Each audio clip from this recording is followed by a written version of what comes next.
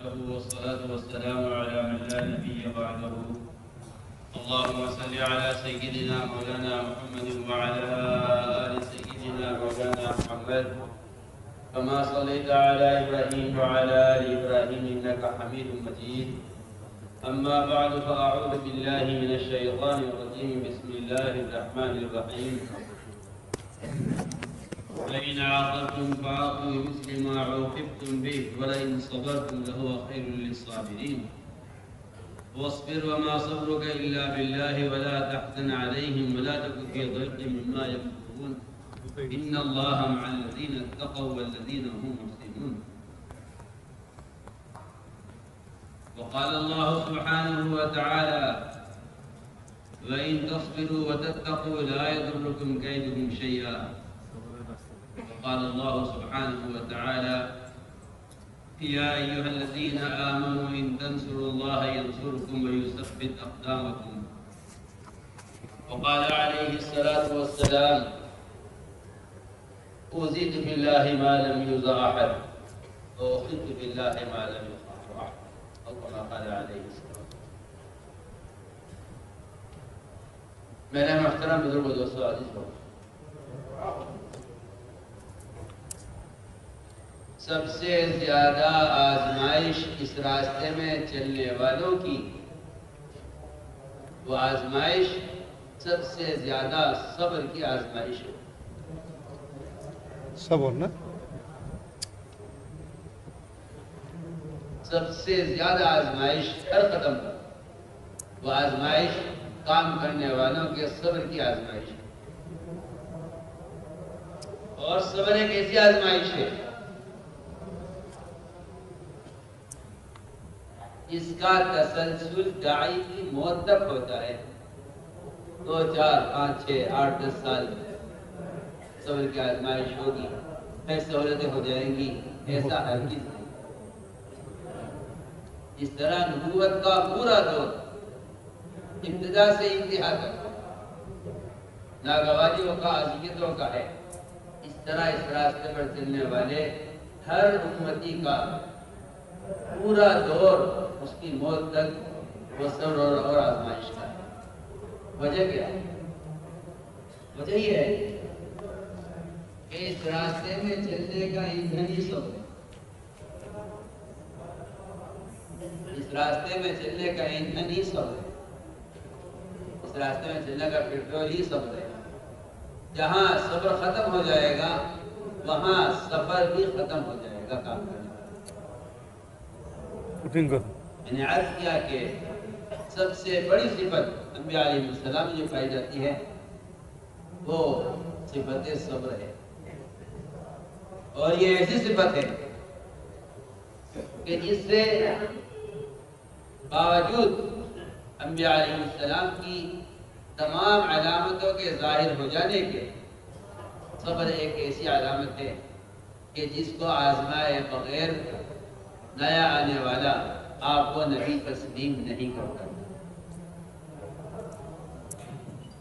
یہ بات توجہ جائے، نیا آنے والا آپ کو نبی تسلیم نہیں کرتا تھا جب تک وہ آپ کے ساتھ زیادتی کر کے اور آپ کے ساتھ ظلم کر کے اور آپ کے ساتھ حد سے تجاوز کر کے آپ کے صبر کی سطح کو اور آپ کے صبر کے مقام کو نہ پہچان لے، اس وقت تک اس کو آپ کے نبی ہونے کا شک ہوا کرتا ہے. یہ معلوم ہوتا ہے کہ صبر ایک ایسی صفت ہے داعی کے اندر جو اس راستے میں اذیت برداشت کیے بغیر ظاہر نہیں ہوتا. حضور اکرم صلی اللہ علیہ وسلم کی جو اس کام میں سب سے بڑی حکمت ہے وہ یہ ہے کہ آپ صلی اللہ علیہ وسلم نے آزمانے والوں کے لیے کوئی حد نہیں چھوڑی. اور یہی معاملہ آپ کا اپنے صحابہ کے ساتھ رہا. بلکہ سوال کیا حضور اکرم صلی اللہ علیہ وسلم نے ابو ذر غفاری رضی اللہ عنہ سے یہ ابو ذر، تو مجھے یہ بتلاؤ جب میرے بعد حالات بدلیں گے اور تمہیں مدینے سے نکالا جائے گا تم کیا کرو؟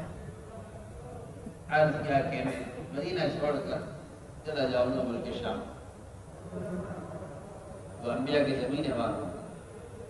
فرمایا کہ ابو ذر جب دوبارہ ملک شام والے تمہیں نکالیں گے تو کیا کرو؟ عرض کیا میں واپس مدینہ جاؤں گا اور یہاں میں گھر بنا کر یہاں رہوں۔ فرمایا مدینے والے تمہیں دوبارہ نکالیں گے پھر کیا کرو گے؟ ایک مرتبہ مدینہ چھوڑیں گے، دوبارہ ملک شام چھوڑیں گے، اسی اندر پھر مدینہ چھوڑیں گے۔ آپ سوال پر سوال کھڑا کر رہے ہیں کہ ابو ذر کا صبر کے ارادہ کہاں تک ہے؟ تو عرض کیا پھر تمہیں ان عمراء کا ذمہ داروں کا مقابلہ کرو۔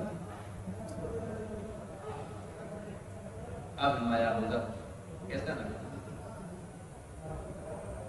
فرمایا غفرن یا ابا ذر، یا ابو ذر درگزر کرتے رہنا اور معاف کرتے رہنا، اور جہاں تمہیں ذمہ دار جانے کے لیے حکم دیں وہاں ان کے حکم پر پھرتے رہنا، اور جہاں تم اپنے ساتھ لے کر چلنا چاہیں ان کے ساتھ چلتے رہنا۔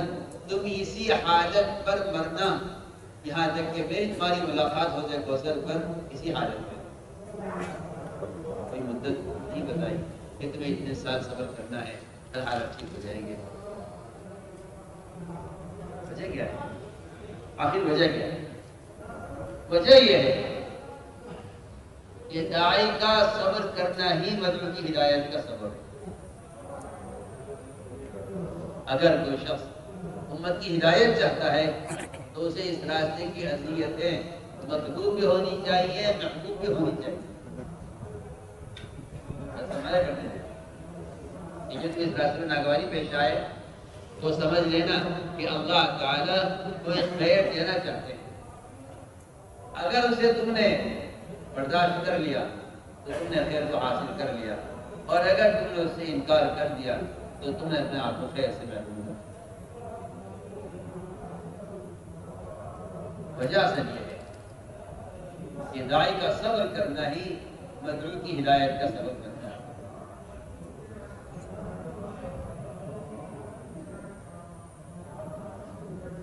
اس لیے میں نے عرض کیا کہ انبیاء علیہ السلام کی آزمائش ہوتی ہے صبر۔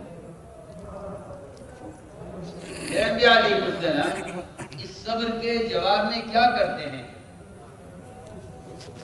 وہ ہم سب کے سمجھنے کی اور یاد رکھنے کی چیز ہے کہ انبیاء علیہ السلام اس کے جواب میں کیا کرتے ہیں۔ نحمده ونصلي ونسلم على رسوله الكريم أما بعد. Tuan-tuan yang dimuliakan Allah Subhanahu wa taala, ujian yang paling banyak akan dihadapi oleh seorang yang زید ابن ثانیہ زید ابن ثانیہ بڑے عالم حضور اکرم صلی اللہ علیہ وسلم کی بعثت کی خبر سنی، اپنی کتابوں میں حضور اکرم صلی اللہ علیہ وسلم کی صفات اور آپ کا حلیہ پڑا ہوا تھا۔ آپ کی تلاش میں نکلے ملاقات دو ہوئی، صفات آپ کو دیکھتے ہی سمجھ گئے کہ ہاں یہ نبی حضور ہے، لیکن ایک صفت صبر جو آپ کے ساتھ معاملہ کیے بغیر، آپ کو ستائے بغیر وہ ظاہر نہیں ہو سکتی۔ اس آزمائش کے لیے آپ کے ساتھ زیادتی ہوئی، زیادتی کا موقع اس طرح ملا، آپ کے پاس پہنچے اس کوشش میں تھے کہ کوئی بہانہ ملے آپ کے ساتھ زیادتی کرنے کا۔ آپ صلی اللہ علیہ وسلم تشریف فرما تھے، اچانک ایک علاقے سے مسلمانوں کی کے حالات معلوم ہوئے کہ فلاں علاقے میں مسلمانوں پر قحط سالی تنگی آ گئی ہے، جس سے ان کے اسلام سے مرتد ہونے کا اندیشہ ہے، ان کی کچھ مدد کی جائے۔ یہ ایک مستقل مصرف تھا اسلام میں کہ کمزور اور نائب مال خرچ کر کے ان کی رجوئی کی جائے۔ یہ مسئلہ مزیدہ ختم ہو گیا ہے۔ حضور اکرم صلی اللہ علیہ وسلم کے مال کا بڑا مصرف، آپ کے مال کا بڑا مصرف وہ طلقاء مشرکین اور اغیار رہے ہیں۔ اس زمانے میں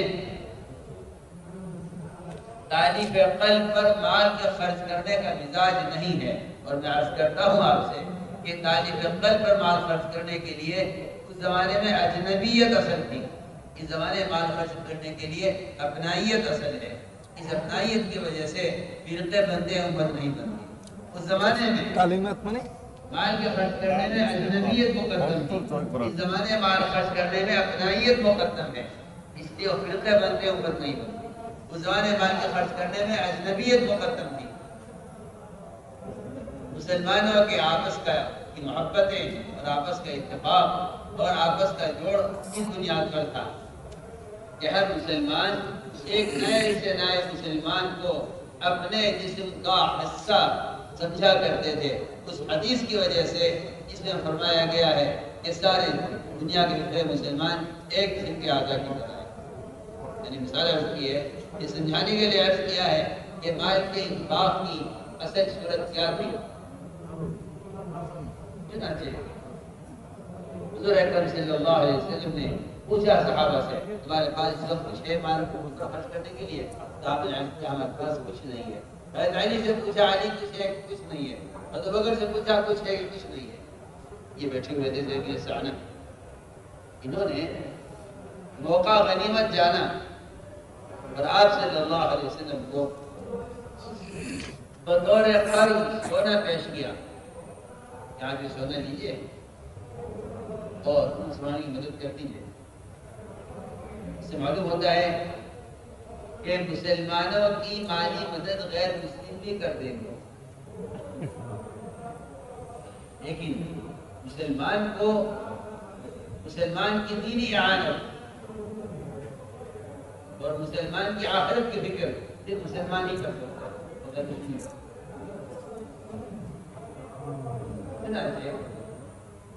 انہوں نے بطور قرض مال پیش کیا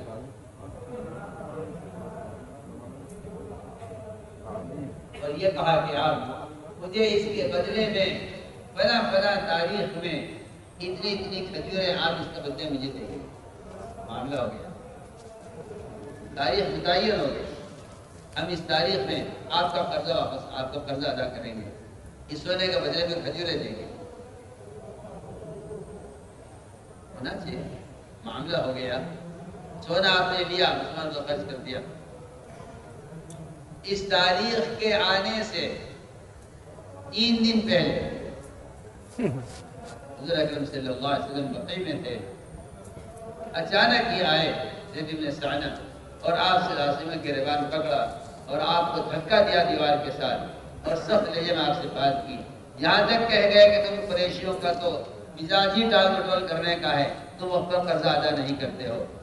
میں نے تم سے معاملہ کر کے دیکھ بھی لیا ہے کہ تم سارے قریشی ایسے ہی ہو جو معاملہ صحیح نہیں کرتے اور وقت پر قرضہ ادا نہیں کرتے، حالانکہ ابھی قرض کی ادائیگی میں 3 دن باقی تھے۔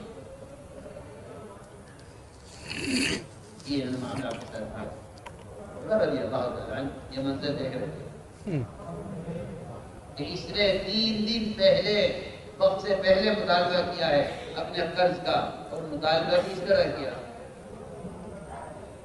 لیکن بات اصل یہ ہے جو میں آج کرنا چاہتا ہوں اس واقعے سے، آنے والوں کی شکل کو بدلنا احسان سے اور اخلاق سے، یہ ہے داعی کا کمال۔ آنے والا کیا شکل لے کر آیا ہے، ہم اس سے متاثر نہ ہوں۔ آنے والا کیا شکل لے کر آیا ہے، ہم اس سے متاثر نہ ہوں۔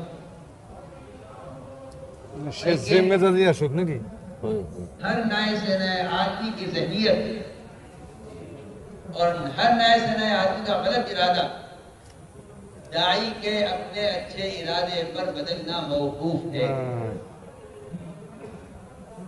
نعوذ باللہ ثم نعوذ باللہ، اگر اس کام کے کرنے والوں کی ذہنیت ان کے مخالفین کی ذہنیت کے مشابہ ہے تو فساد بڑھے گا، ختم نہیں ہوگا۔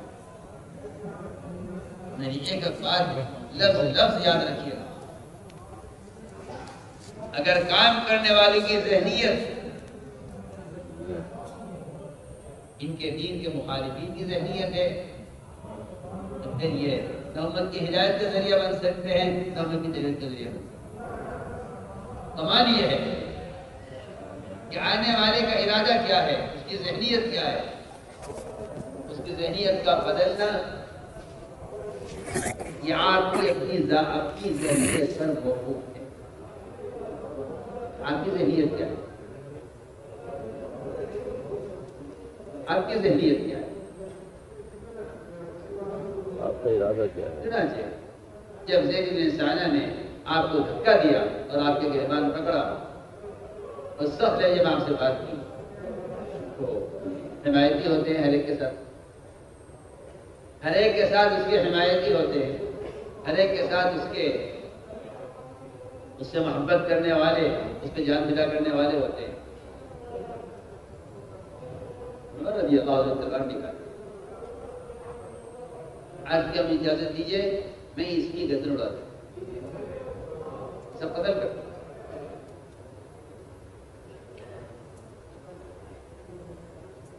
سیاست کا مزاج یہ ہے، سیاست کا مزاج یہ ہے کہ اپنے حمایتی کو اٹھاؤ اور اپنے حمایتی کی اپنے حمایتی کا ساتھ دو اور اپنے حمایتی کی حمایت کو اپنے اوپر احسان سمجھو۔ یہ مزاج سیاست کا ہے، جس سے فساد بڑھتا ہے۔ نبوت کا مزاج یہ ہے کہ اپنے حمایتی کو دباؤ، اپنے حمایتی کو دباؤ اور اپنے مخالف کو نوازو۔ ان نبوت کے مزاج، مخالف کو نوازنا اور حمایتی کو دبانا ساری سیرت کے اخلاق کا میں کہتا ہوں اللہ کی قسم صرف خلاصہ یہی ہے کہ اپنے حمایتی کو دباؤ اور مخالف کو نوازو۔ فتح مکہ کا موقع ہے، حضور اکرم صلی اللہ علیہ وسلم حنین کے غنائم کو ان مشرکین پر خرچ کر رہے ہیں جنہوں نے آپ کو مکے سے نکالا ہے اور آپ کو قدم قدم پر ستایا ہے، اور وہ انصار جنہوں نے آپ کو ٹھکانہ دیا، جنہوں نے آپ کی وجہ سے دشمنی سارے علاقوں سے، سارے ملکوں سے، سارے عرب سے دشمنی مول لی ہے، ان انصار کو آپ نے حنین کے والے غنیمت میں سے ایک پائی بھی نہیں دی، ایک چوتھی بھی نہیں دی، بتانے کے لیے کہ ہم جان اشاروں کو تو قربان کرتے ہیں اور جان کے دشمنوں کو نوازتے ہیں۔ ہماری ایسا کا محفوظ ہے، ہماری ایسا محفوظ ہے کہ جان اشاروں کو قربان کرنا اور جان کے دشمنوں کو نوازنا، یہ ہے نبوت کا، یہ حکمت اور یہ ہے نبوت کا۔ رضی اللہ تعالیٰ عنہ جب تلوار نکالی اس کو قتل کرنے کے لیے تو حضور اکرم صلی اللہ علیہ وسلم نے حضرت عمر رضی اللہ عنہ کو تنبیہ فرمائی اور یہ فرمایا عمر یہ کیا کیا تم نے، عمر یہ کیا کیا، تمہیں چاہیے تھا کہ مجھ سے کہتے کہ میں اس کا حق ادا کروں اور اس کو اسلام میں اپنے حق کے مطالبہ کرنے کا طریقہ سکھلا دیں۔ ہماری ذمہ تعلیم دینا ہے، تم اسے سکھلاتے حق کا مطالبہ کیسے اسلامی کیا جاتا ہے، مجھ سے کہتے کہ اس کا حق ادا کرو، یہ تم نے کیا کیا کہ تم نے اس کو تلوار کی طرح جاؤ ان کو لے کر جاؤ، ان کو ان کا حق پورا پورا ان کو ان کا حق بھی دو اور ان کے حق کے علاوہ 70 کلو کھجوریں ان کو مزید اس کے علاوہ دینا۔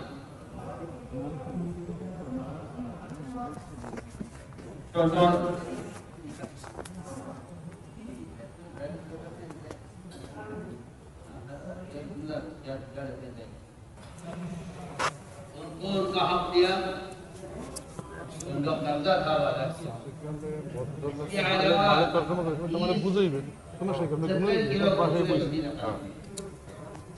انسان نہیں کیا دے رہے پھر آپ تو برا ہو گیا ইনসান আমি ভুল یہ مزید کیوں دے رہے عمر رضی اللہ تعالی عنہ نے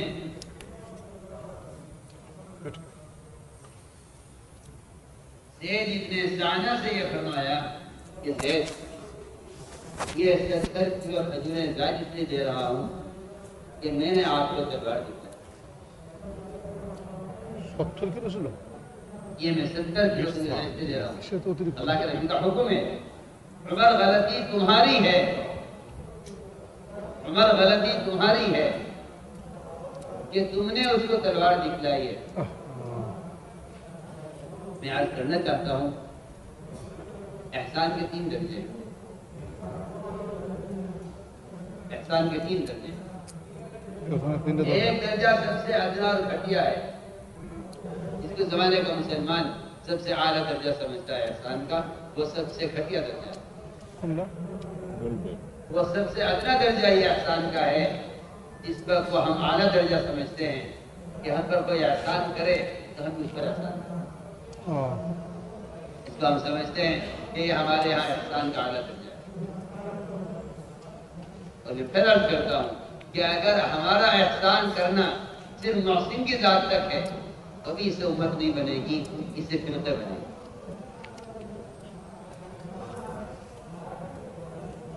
یہ کہ اکرام محسن نہیں فرمایا تبلیغ میں اکرام مسلم فرمایا یہاں تک میں عرض کرتا ہوں کہ اگر کوئی سلام نہیں کسی کو کرتا ہے اس لیے کہ میں اس کو جانتا ہوں تو جان پہچان میں سلام کرنا قرب قیامت کی نشانیوں میں سے ہے جو امت پھٹ چکے گی اور امت ٹکڑے ہو جائے گی تب قیامت قائم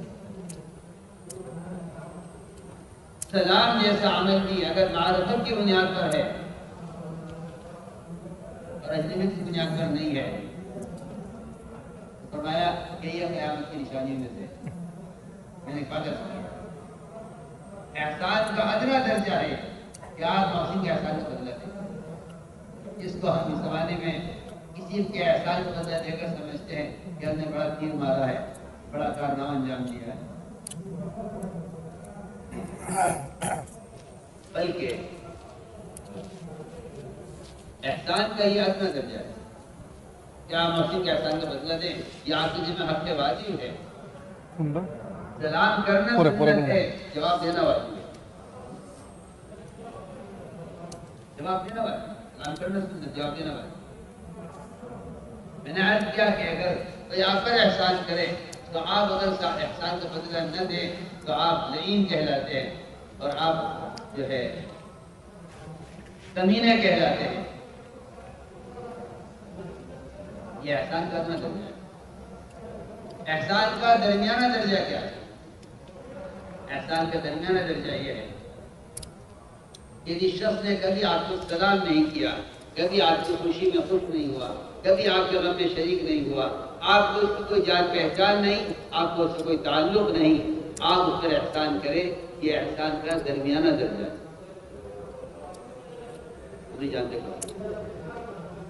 ہم نہیں جانتے بھلا آنجو کون ہے ہم نے اس پر قرض کیا ہے یا ہم نے اس کو احسان کیا ہے یہ احسان کا درمیانہ درجہ احسان کا اعلیٰ درجہ جس پر نبی فائز ہے احسان کا اعلیٰ درجہ جو امت سے مطلوب ہے وہ احسان کا اعلیٰ درجہ یہ ہے کہ زیادہ ستانے والوں پر زیادہ احسان سچ کہتا ہوں اگر امت ستانے والوں پر احسان کرنے پر آ جائے تو دنیا سے فساد ختم ہر شعبے کا فساد ختم ہو جائے ہر شعبے کا فساد ابھی ہم اکرام کی حقیقت تک پہنچے نہیں ہیں ورنہ ہر شعبے کا فساد ختم ہو جائے مسلمانوں کے جس شعبے میں فساد ہے اس کے ختم ہونے کی ایک ہی صورت ہے یہ تو آپس کے فساد کی بات کرتے ہیں میں کہتا ہوں کہ غیروں کے اور مسلمانوں کے درمیان جو فسادات ہیں وہ بھی صرف احسان سے ختم ہو سکتے ہیں اس لیے کہ احسان اور تعصب یہ دونوں چیزیں جمع نہیں ہو سکتی يحسن الحين عصبية میری بات بہت توجہ ہے. سب سے زیادہ تعصب کو کاٹنے والی چیز احسان ہے. اگر امت احسان پر نہیں آئے گی تو امت تعصب کا شکار ہوگی. ہم غزالی رحمۃ اللہ علیہ کے کہ جتنا تعصب اہل حق میں پیدا ہوتا ہے وہ اہل حق میں تعصب اہل حق کی تنگ دلی سے پیدا ہوتا ہے. یہ امام غزالی کا میں نے آپ کو پتہ لگی غضب بات ہے اہل حق کے درمیان جو تعصب ہے وہ تنگ دلی کی وجہ سے. جب اہل حق تنگ دل ہو جائیں گے تو ان آپس میں تعصب پیدا ہوتا ہے. عذاب بات ہے عذاب بات. میں نے عرض کیا کہ احسان کا درمیان ہونا چاہیے کہ آپ ایسے آدمی پر احسان کریں جس نے کبھی آپ کو سلام نہیں کیا, کبھی آپ سے جان پہچان نہیں, کبھی آپ سے کبھی ملاقات نہیں. احسان ہے اور احسان کا اعلیٰ درجہ جس پر نبی فائز ہے وہ احسان کا اعلیٰ درجہ یہ ہے کہ آپ اس شخص پر احسان کریں جس نے آپ کو ستایا. اگر آپ غور کریں گے تو حضور اکرم صلی اللہ علیہ وسلم کا احسان اور آپ کے صحابہ کرام کا آپ خلفاء راشدین کا احسان اسی سطح پر ملے گا اور اسی یعنی اسی رتبے کا احسان ملے گا آپ کو خلفاء راشدین میں. علی رضی اللہ تعالیٰ عنہ اپنے قاتل کو پہچانتے تھے. بول مر پڑے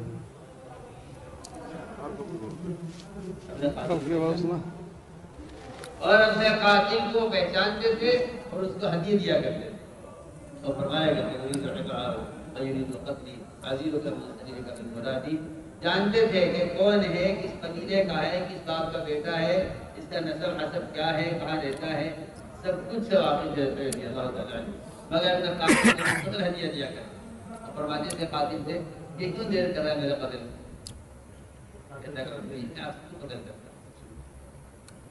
لوگوں نے کہا تعالی سے اجازت دیجیے ہمیں, ہم آپ کے قاتل کو قتل کر دیں. اور آپ کیوں قتل نہیں کرتے اپنے قاتل کو؟ آپ کو معلوم ہے کہ آپ کو قتل کرنے والا ہے. تو فرماتے تھے اگر میں قاتل کو قتل کروں گا تو مجھے قتل کون کرے؟ نہیں تو شہادت کے لیے اپنے قاتل کو چھوڑے ہوئے ہوں. اگر میں قاتل کو قتل کروں گا تو مجھے کون قتل کرے؟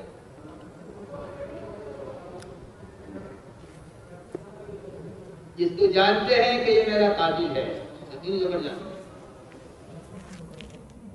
اس پر احسان کر رہے ہیں. لوگوں نے کہا کہ قتل کر دیا, آپ نے سنے نہیں. فرمایا اگر تین کا قتل کروں گا تو مجھے کون قتل کرے؟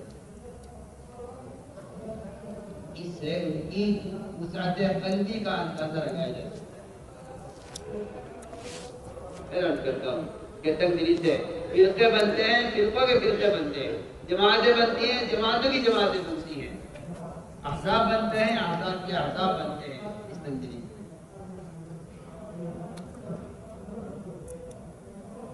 کیا کہ احسان کے تین بنتے ہیں اور یہی معاملے خلفاء راشدین کا رہا ہے کہ وہ اپنے بتانے والوں پر احسان کر کے بتانا چاہتے تھے کہ ہمیں تم سے تمہاری طرف سے عداوت, تمہاری طرف سے آنے والی ناگواری کے باوجود ہم تمہیں چاہتے ہیں. میں کہتا ہوں کہ تمام اغیار اسلام کو سمجھے ہی اس احسان سے کہ یہ نبی ہم سے چاہتے ہیں. عمیر ابن وہب مکے کے شیاطین میں سے ایک بڑا شیطان تھا. مشورہ ہوا بار کے ساتھ بیٹھ کر کہ عمیر تم جا کر محمد کو قتل کر. یہ جو مکے میں تھے ہماری گرفت میں تھے, باہر نکل گئے ہیں, یہ کام کا موقع زیادہ مل گیا ہے.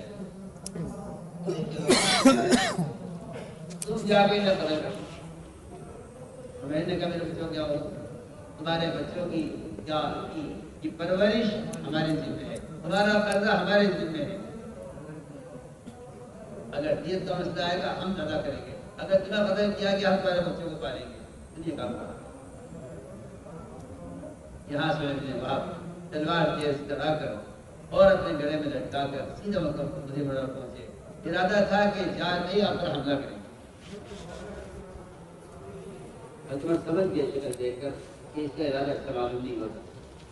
عمر رضی اللہ تعالیٰ صحابہ سے فرمایا کہ جا کر بیٹھ جاؤ حضور اکرم صلی اللہ علیہ وسلم کے پاس، یہ قریب نہ آئے، ایسے جا کر بیٹھ کر حلقہ لگا لو کہ اشتہار آپ تک نہ پہنچے اور یہ دور بیٹھے آپ سے۔ انسان جا کر بیٹھ گیا تو قریب عمر بن وہب ایک گریبان پکڑے ہوئے تلوار کے ساتھ حضرت عمر سامنے لے کر آئے دروازے کا، مسجد کے دروازے کے سامنے۔ اللہ عمر اس کا گریبان چھوڑ، اس کو کیوں پکڑا؟ تو میں عمر آؤ یہاں عمر طالبہ پیچھے ہٹو، عمر نے یہاں عمر آ گئی۔ صحابہ ڈرے ہوئے تھے، خدا یہ نہیں کیا کرے گا، یہ اللہ کا وعدہ ہے، اللہ یعصمک من الناس۔ جو بندہ اللہ کی مخلوق کے بارے میں خیر خواہ ہوتا ہے، اللہ اس کی حفاظت کے ذمہ دے دیتا ہے۔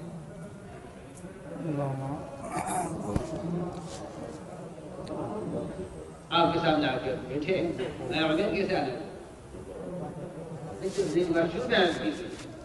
سوال آنے والے کی ذہنیت کا نہیں ہے، فساد آنے والے کی ذہنیت سے نہیں ہے، فساد تو داعی کی ذہنیت سے ہے۔ آپ سے بار بار کہا فساد ہماری ذہنیت سے ہے، فساد اعداء دین کی ذہنیت سے ہے، فساد اعداء دین کی ذہنیت سے نہیں ہے، فساد تو اہل حق کی ذہنیت سے ہے۔ ٹھیک،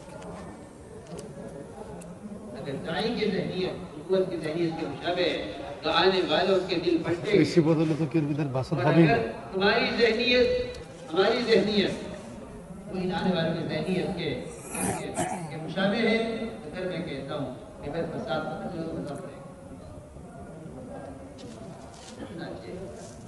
عمر آگر بیٹھے کہنے لگے میں تو بھائی کو لینے آیا، عمر بھائی کو لینے تلوار کو لے کر آئے۔ کہا کہ نہیں، میں تو تلوار کو کوئی کام کر کے دیا نہیں ہے، تلوار تو بڑا کام خراب کیا ہے، میں تو بھائی کو لینا ہے۔ فرمایا عمر سچ بتلاؤ کیسے آنا ہوا؟ عرض کیا کہہ رہا ہوں بھائی کو لینا آیا؟ فرمایا نہیں، بتاؤ تم نے حتیم میں بیٹھ کر میرے قتل کا کیا مشورہ کیا؟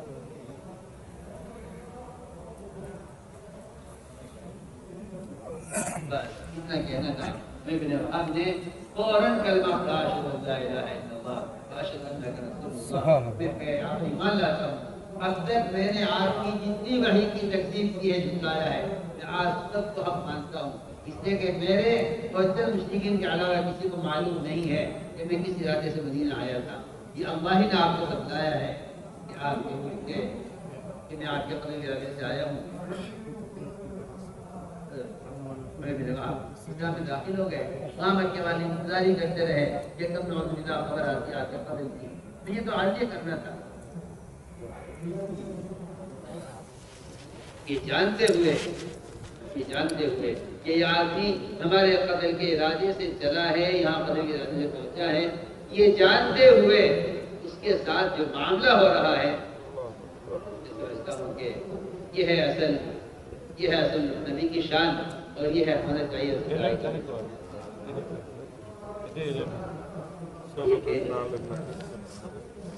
عید کا جواب پتھر سے دینا، میں تو کہا کرتا ہوں کہ کسی کی بات کا جواب دینا وہ آدمی ضروری سمجھے اپنے لیے جو اپنی طاقت کو ملائکہ کی طاقت سے زیادہ سمجھتا ہے۔ کسی کی بات کا جواب دینا، یہ جوابی کارروائی کرنا شاید وہ شخص کرے گا جو اپنی طاقت کو ملائکہ کی طاقت سے زیادہ سمجھتا ہے۔ آپ جانتے ہیں کہ جب عدالت میں کوئی مقدمہ آتا ہے تو وکیل یہ کہتا ہے موکل سے کہ آپ نہیں بولیں گے، آپ خاموش رہیں گے، ہم آپ کی طرف سے بات کریں گے، ہم آپ کو مقدمہ لڑیں گے۔ آپ کا وکیل جا کے عدالتوں میں مقدمہ لڑتے ہیں۔ اگر مخلوق کو وکیل بنا کر آپ جواب دینا مناسب نہیں سمجھتے تو اللہ کو وکیل بنا کر جواب دینے کی ہمت کیسے ہو جائے؟ اگر مخلوق کو وکیل بنا کر آپ خاموش رہنا پسند کرتے ہیں تو ضروری سمجھتے ہیں، تو پھر آپ اللہ کو وکیل بنا کر جواب دینے کی کوشش کریں۔ لیکن صلی اللہ علیہ وسلم کھڑے رہے، یہودی وہ صدیق رضی اللہ عنہ کو گالیاں دیتا رہا، ایک بات ایسی کہنی اس کا جواب دینا ضروری ہو گیا۔ آپ صلی اللہ علیہ وسلم وہیں سے پلٹ گئے، پوچھا ہے رسول اللہ کیوں آپ جا رہے ہیں؟ آپ نے فرمایا کہ فرشتہ جا رہا تھا میں نے چل دیا کہ اللہ کی مدد اٹھ رہی ہے تمہارے بولنے کی وجہ سے، جب تک تم خاموش تھے اللہ کی مدد تمہارے ساتھ تھی، اور فرشتہ موجود تھا جواب دے رہا تھا، تم بولے فرشتہ جانے لگا، میں بھی ہٹ گیا کہ جہاں اللہ کی مدد نہیں ہے وہاں سے نبی کو ہٹ جانا چاہیے۔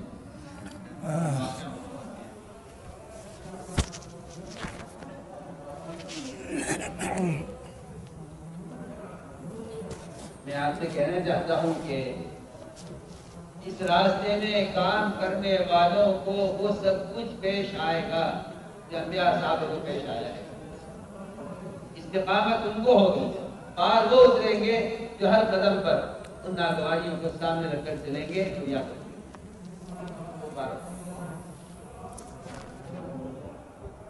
شکایت کریں گے یہ جو آدمی شکایت کرے گا اس راستے کی تکلیف پر احتساب اور اجر کی امید نہیں۔ میں نے عرض کیا کہ یہ ہے وہ صبر جس سے نبی کو نبی جانا جاتا ہے کہ نہیں۔ میں سانہ نے اس معاملے سے آپ کو پہچانا کہ بے شک آپ بسم اللہ۔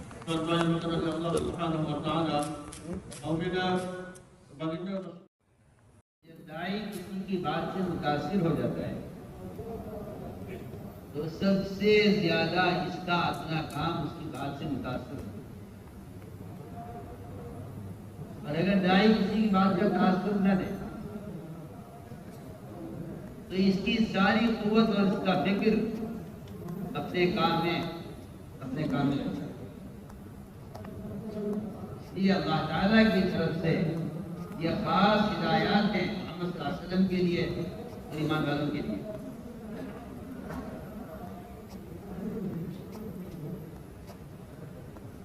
کہ ایسے موقع پر داعی کو کیا کرنا چاہیے جب اس طرح تہمتیں لگیں تو کیا کرنا چاہیے؟ جو کہیں کہ داعی کو چاہیے کہ وہ اپنے پر تہمت لگنے کا دفاع نہ کرے تو اس کا جواب نہ دے۔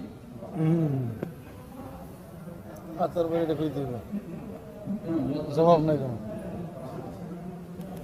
کہ ہمیں یوں کہا گیا ہے، ہم جواب نہیں۔ سارے بولے تو کیا آپ کو کہیں ملتا ہے کہ کسی نبی پر تہمت لگائی گئی ہو اور نبی نے اپنی تہمت کو جھوٹا کرنے اور ثابت نہ ہونے کے لیے جواب دیا ہو، کوشش کی ہو کہیں نہیں؟ بات اصل یہ ہے کہ ہم اسلام کو خوشنام ہو کر کرنا چاہتے ہیں اور یہ کام بدنام ہو کر کرنے کا ہے۔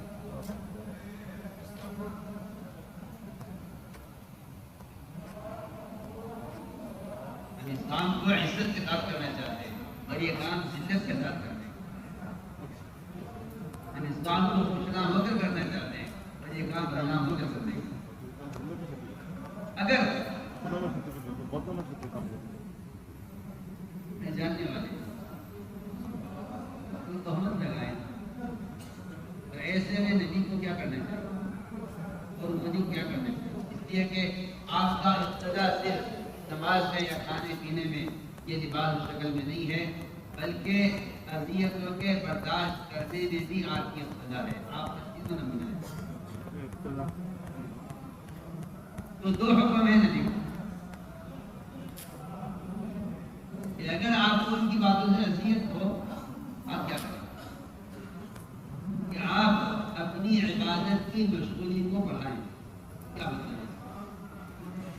تو مطلب یہ ہے کہ آپ جب آپ دعوت دے رہے ہوں گے تو آپ مشغول ہیں، جب آپ دعوت سے فارغ ہو تو آپ اپنے وقت کو خالی مت چھوڑیے، ورنہ آپ ان کی باتوں کو سوچیں گے۔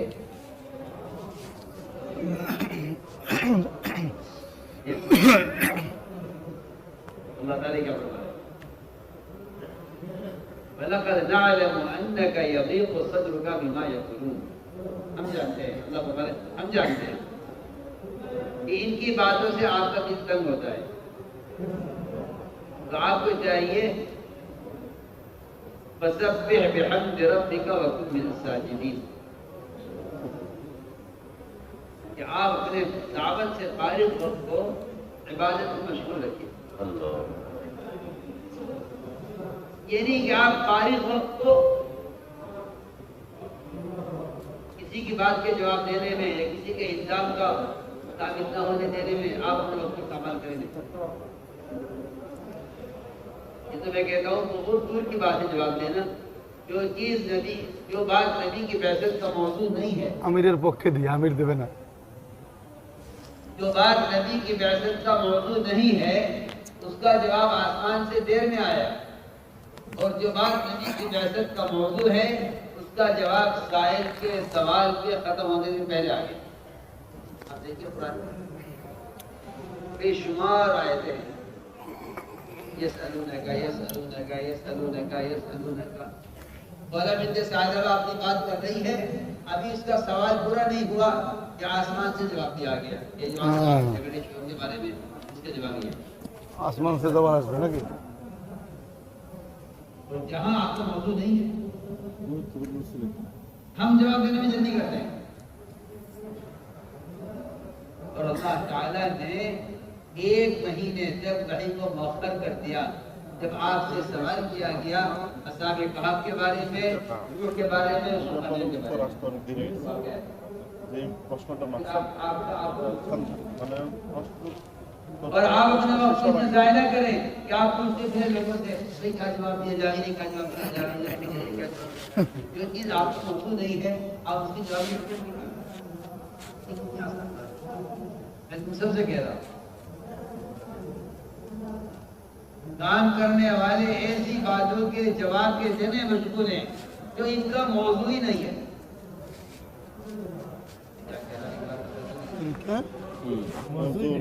وہی بند ہو گئی.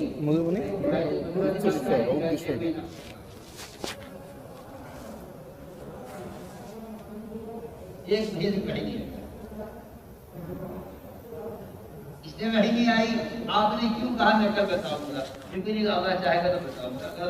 اگر اللہ اس کا جواب دلانا منائی سمجھتے ہیں تو دوں گا جواب. اگر اللہ نہیں چاہتا نہیں دوں گا جواب. اللہ کو پسند نہیں ہے کہ دعویٰ کرے کسی بات کو دوسری بات یہ ہے کہ وحی 1 مہینے تک رک گئی اس لیے اس سوال آپ کا موضوع نہیں تھا. ایک حدیث کا ٹکڑا ہے دعونی ما ترکتم یذرونی ما ترکتم کہ مجھے ان سے ایسی بات کے بارے میں سوال مت کرو جس کا میں نے تمہیں کرنے کا حکم نہیں دیا. نماز کو جہاد کے مسائل معلوم کرو، زکات کے مسائل معلوم کرو، روزے کا مسائل معلوم کرو. جو کام میں نے تمہیں کرنے کے لیے دیا ہے اس کے بارے میں پوچھنا ہے تو پوچھو. اس کے علاوہ سوال کرنے سے میں نے عرض کیا کہ جو نبی کا موضوع نہیں ہے اس سے متعلق سوال کیا گیا آپ سے. اگر آپ بتا دیں گے صاحب کام کریں ہم آپ کا مان لیں گے. اللہ نے 1 مہینے تک وحی مؤخر کر دی اور آپ سے یہ کہہ دیا کہ آپ کو کوئی ضرورت نہیں ہوگی پوچھنے کی کہ انہیں کیا جواب دیا جائے، انہیں کیا جواب دیا جائے. یہ علم کہاں سے حاصل ہو مجھے؟ بلا تمہارے فیہ من الامران ظاہرہ بلا تصدیق. یہ علم میں نے عرض کیا کہ اتنے پیدا کیسے ہوتے ہیں؟ اتنے پیدا ہوتے ہیں لوگوں کے موضوع سے ہٹ کر بات کرنے سے. یہ اللہ نے ہم نبی کے ساتھ یہ معاملہ رکھا ہے کہ ان کے ساتھ کچھ دشمن ہوتے ہیں جناتی شیاطین اور انسانی شیاطین. وہ آپس میں ایک دوسرے کو نبی کے بارے میں غلط باتیں جھوٹی باتیں دوسرے کو الہام کرتے رہتے ہیں. تو آپ کا حکم ہے اللہ کی طرف سے بَذَّرْهُمْ وَمَا يَفْتَرُونَ. انہیں بھی چھوڑیے اور ان کی باتوں کو بھی چھوڑیے. آپ کا حکم نہیں.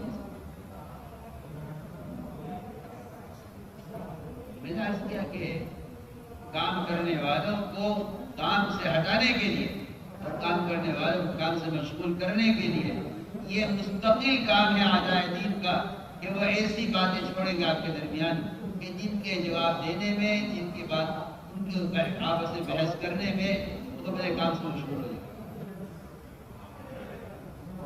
اس طرف کوئی توجہ نہیں۔ ایک سال کی جان دیا کہ کیا حال ہے تبلیغ کا؟ میں نے کہا بھائی تبلیغ میں تو ایک ہی حال ہے کہ امت بغیر کلمے کی دنیا سے جا رہی ہے، ابتداء صبح شام کر رہا ہے۔ ہمارے یہاں اس کے علاوہ ہمارے یہاں کوئی حال ہمارے یہاں نہ کوئی حال ہے نہ ہمارے یہاں کوئی حال نہ کوئی حال ہے کچھ نہیں، خدا کی قسم کچھ نہیں۔ مجھے کیا حالات ہے؟ یہ حالات اگر تمہیں کام کرنا ہے تو یہ امت کے حالات ہے، اگر تمہیں کام نہیں کرنا ہے تو تمہیں وسائل کرنے کے لیے بہت سارے آواز بار بار وسائل کرنے کے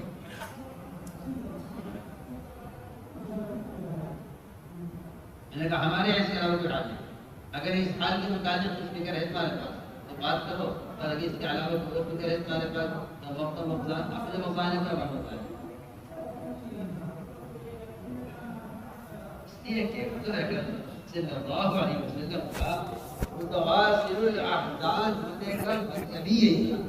ہم اس کام میں کرنے والے متواصل احزان نہیں ہیں۔ اگر ہمیں احزان اور غم ہے تو ان چیزوں کا ہے کہ کام کو مفید نہیں نہیں کا مطلب کا مسلسل غمگین ہونے کا مطلب صرف اتنا تھا کہ امت جہنم سے کیسے بچ جائے، امت کا لنگر کیسے آ جائے، اس کے علاوہ نبی کا کوئی غم نہیں۔ اور جو علی کلام حضور رکھتا ہے وہ اپنا وسائل کرتا ہے انسان۔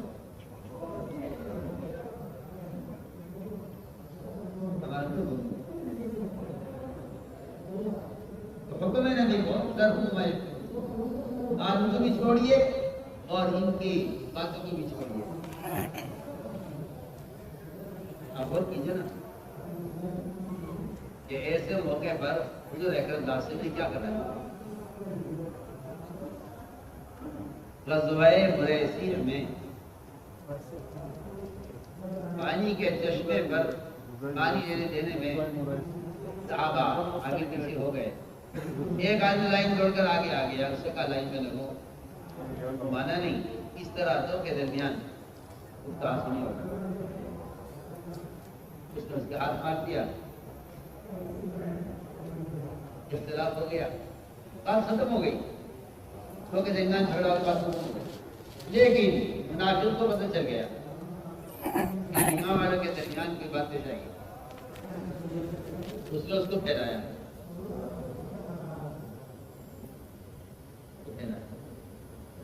یہ کہ قرآن یہ کہتا ہے کہ جو آدمی فساد کو پھیلائے گا یا غلط بات کو نقل کرے گا کہ ان کے لیے دنیا میں بھی عذاب ہے، آخرت میں بھی عذاب ہے، دونوں جگہ عذاب ہے۔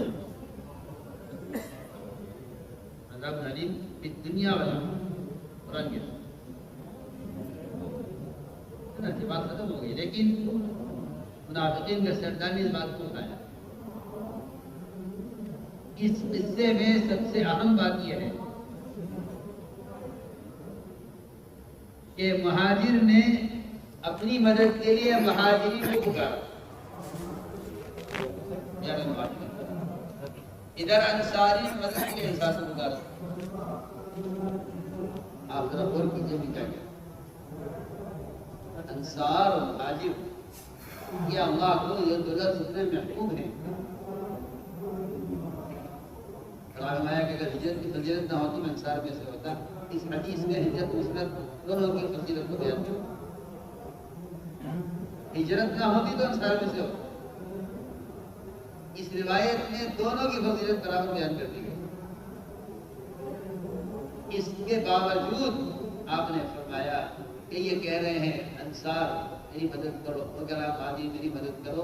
فرمایا کہ یہ تمہاری پکار زمانہ جاہلیت کی پکار ہے، ہر ایک زمانہ جاہلیت میں انصار سے مانا۔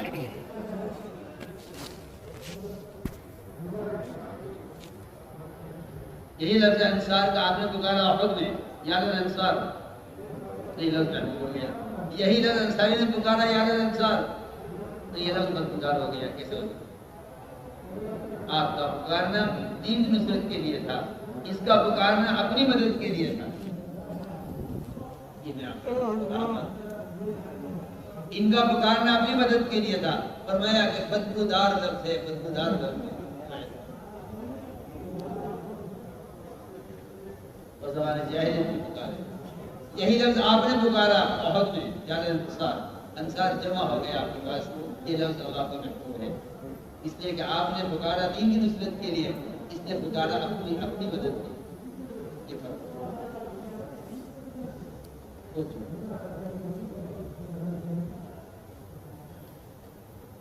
میں آج کر رہا تھا کہ ادھر ایک کلاس میں محسوس کر لیا. اس نے کہا کہ عزت واجب جن تعلق کو حدیث سے نکال کے بات کر سکتے. آپ صلی اللہ علیہ وسلم نے اس وقت قیامت تک آنے والے کام کرنے والوں کو یہ سبق سکھلایا کہ کوئی بات پیش آئے تو تم اپنے خروج کو اور اپنے نقل و حرکت کو اور اپنی مشہوری کو بڑھا دو تاکہ ہمارے پاس فرصت بھی نہ ہو. یہ بات نہیں کرتے حضرت حضرت نام قائم کیا ہے. السرعة في السير في سبيل الله باستئصال الفتنة. فتنے کو جڑ سے ختم کرنے کے لیے اللہ کے راستے میں نکلنے میں جلدی کر.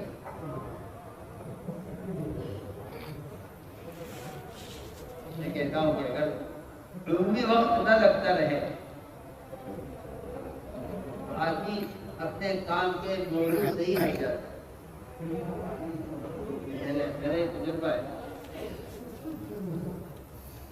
ان کا وقت نہیں لگتا، ان کا موضوع ہی کچھ اور ہے. کام موضوع نہیں ہے.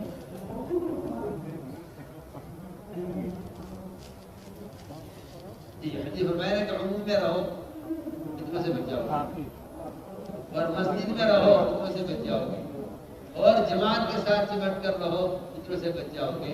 یہ روایت سے بتانے کے لیے ہے کہ جتنا کام مشغول رہو گے فتنوں سے محفوظ ہو.